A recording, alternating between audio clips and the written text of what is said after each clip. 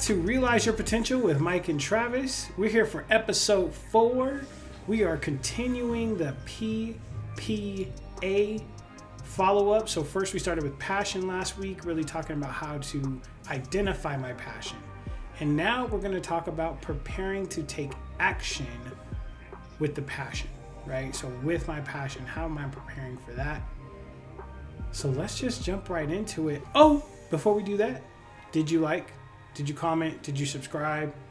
Did you tell us about your passion? If you didn't, go back to episode 3, take care of all that, and share with us kind of what your passion is and what you're doing to move forward in that. Mike, can you talk to us a little bit about what's the strategy for preparing to take action for my passion? Sure. And there's a gazillion ways to do this, but a real simple way to do it is sort of what I do. If you see this board right here, a way to sort of ground yourself and sort of hone in and gain focus is to be able to do like a free association brainstorm. I do it all the time, and it's all right.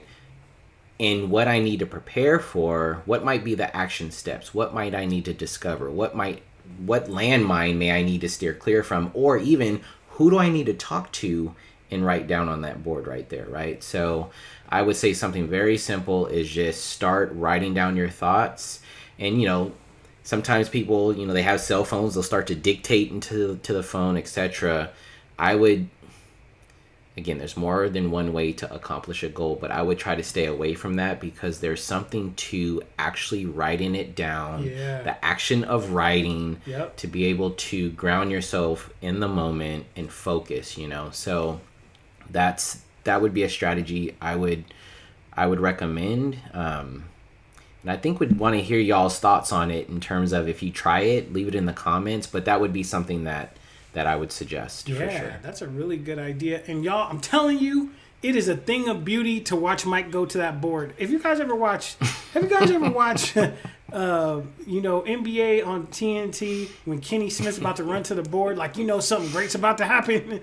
That's what I'm talking about. That's Mike. When Mike go to that board, something life-changing about to happen. So get a board in your life. I don't know about life-changing, right but here. Got one just because of Mike.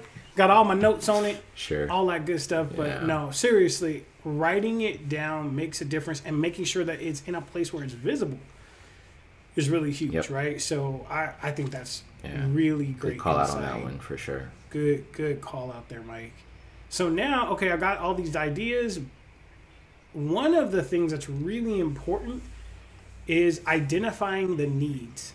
What do I need to do to actually take action and make my passion a reality? So what do I mean by that? In some cases, it might require more schooling. So I got to go back to school because my passion is I really love healthcare and I want to be a nurse. And it's what I'm passionate about. Like I've always been drawn to it. I've always been drawn to helping people. That's just what I want to do. Okay, you can't just wake up tomorrow and be like, got it. Somebody give me one of them thermometers over there. You know what I'm saying? Like, I'm about to go up in this hospital and check people's temperature. You can't do that, right? Like, hey, give me that needle so I could draw Mike's blood real quick. Like, I don't think he's going to be good with that, right? Like, you got to go get schooling on that, right? So what does that look like? What does it cost? Is there financial aid if I don't have the money to pay for that? So really identifying what that need is and then the resources around, how do I accomplish those needs? Some of it may be just skill-based, right? I need a better skill set. Like, I've got all the foundation, but I need a better skill set. As that applies to Mike and I, Mike, and I'll always be eternally grateful for this, but he really identified an opportunity for us to take a coaching class with our friends over at Mind to Solutions. Miss you guys, love you guys. And Lori, who was just the best, absolute flat out best teacher that you can have when it comes to coaching. He was able to identify that was a need for us if we were ever going to really be able to take our passion to the level that we needed to take it to. And he was able to get us into this class together, and we actually got certified to be coaches. So we are actually ICF certified coaches. but we knew that we had coaching ability because we had done it at many jobs and many big positions and we were doing it for people. But there's a specific skill set that we were missing about how to do it the absolute best way to be most effective for most people. And so we went and we learned those skill sets. So identifying what the need is really important there. Yeah, Mike, what insight do you have around that? Yeah, I would say that what you just described is just another example of us putting this strategy into place in regards to identifying a blind spot that maybe we had, or just something we wanted to add a little extra to our toolbox, and the planning that we did around being able to achieve that, which was reaching out to resources, creating a plan and a strategy, and then moving to action with being able to accomplish it. So yeah, we put I think it what you described is just another example of that. Yeah, absolutely. Yeah, we killed it. We're in the process of killing it. So the next piece is really moving into goal setting, which is near and dear to I think both of our hearts. And if you really look up at Mike's board, I mean, he is the master goal setter. And so there's an acronym that we both really love, and I'll let you dive into it a little bit, but it focuses a lot on goal setting. So Yeah. Mike, talk us through that. Yeah, for sure. It's something I've learned years ago, and it's the acronym SMART. So the S stands for specific, the M stands for measurable, the A stands for attainable, the R stands for relevant, and the T is time bound. So with sort of understanding a little bit more about what those mean, specific is how do you get down to the meat and potatoes of defining exactly what it is that you want to move towards, right? So an example would be, I want to learn how to build a bike, right? The M in that is measurable, right? So with the goal of wanting to learn how to build a bike, the measurement of that you would be assessing if you achieved it or not is the bike complete and has it fallen apart when I'm trying to ride it? Right? The A in SMART is for attainable. Is this something that, from a reasonable standpoint, I have the skill set, I have the tools, I have the know-how to be able to accomplish that goal, right? Relevance, or the R is relevant, would be, all right, I need to use a bike because I need to be able to exercise more, or I'm doing this building with my son, and the relevancy there is for me to be able to connect with him with an activity that, we sort of both enjoy, right? And then time bound, Yeah. the T is time bound, and that stands for, it's relevant to, I'm going to set a time benchmark around this goal that I'm going to put in place to hold myself accountable, right? So in the next 2 weeks, me and my son, we're going to put some energy towards creating and building this bike and making sure that we can ride it. It's not going to fall apart. It's going to meet. That would not be good if you want to if your goal is to ride a bike if it falls apart.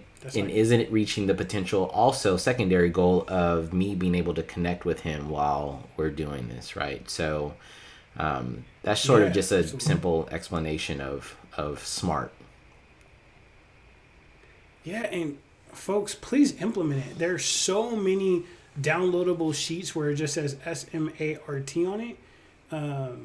And you can go ahead and fill it in. I really advise writing them down, right? Mike talked about this earlier, putting it on your board, right? Go get a board, put it on your board. But having your SMART goals really planned out for any action that you want to take is really important. And specifically, if it's something that you're passionate about, you want to make sure that you're out there getting it and making sure that happens. So, man, once again, Mike, I think we nailed it. I don't want to go out here and braggadocious before the fans get to, tell us about it. But I think we really dropped some knowledge. No, in all honesty, no messing around. I think if you can take this action on preparing for success, which is probably the most overlooked part of being successful, if you can take some of these action steps, put them into use, you will find that creating the action that goes along with that success, which we will focus on next week,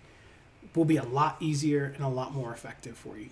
So please like, share, subscribe, hit that big old button there if you haven't already. And like Mike said, we'd love to hear your comments around kind of brainstorming and your ideas around getting ready for your passion in the comment. So talk to us a little bit about that. Thank you so much for all the support. And we look forward to talking to you next week. And just to add one more thing, Travis, is when you're commenting down in the comment section, it's an opportunity to network with people. So take advantage of that. And again, like, we're huge proponents of building your network and building people that, you know, that maybe you can vibe with around getting insights around. So there's another opportunity there. That's really awesome. Great takeaway. See you guys next week. Peace.